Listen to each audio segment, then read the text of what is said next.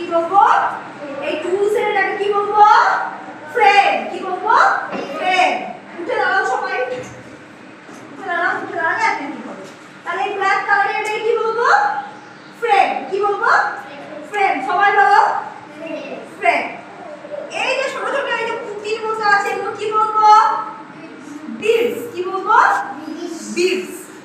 এই যে লম্বা বিডস গুলো যেটা গাঁথা আছে দেখো লম্বা লম্বা, এগুলো কি বলবো? রড। কি বলবো? রড। আর এই যে একাটা স্ক্রুটা ধরার নিয়ম কি? নিচেতে থাকবে এই দিকটা, উপরে এটা থাকবে। তাহলে এই যে মধ্যখানে একটা ভাগ হয়ে রয়েছে এটাকে কি বলে? বলো ডিভাইডার। কি বলে? ডিভাইডার।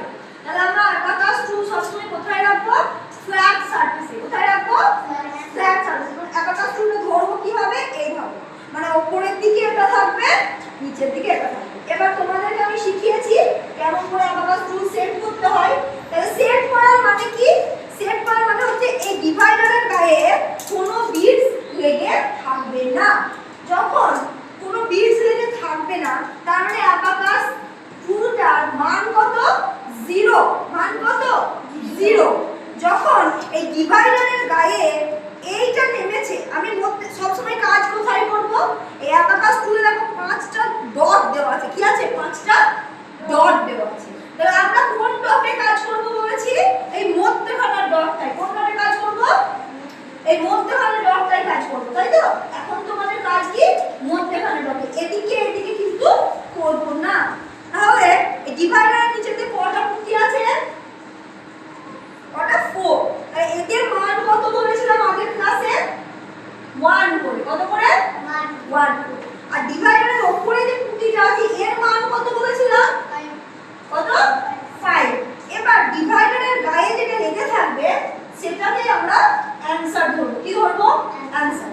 এবার দেখো যখন আমরা একাটা স্ক্রুকে সেট করছি তখন ডিভাইডারের গায়ে তো কিছু লেগে থাকছে না, লেগে থাকছে?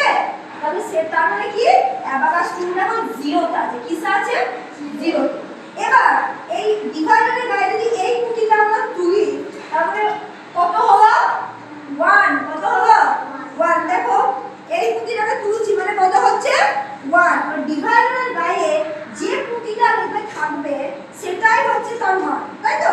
এটা কত আছে? 1। কত আছে? 1। কত আছে? 1। তোমাকে আমি প্রথম থেকে পড়াবো যেহেতু তোমাকে আমি দেখাবো, তবু তুমি একটু শিখে রাখো।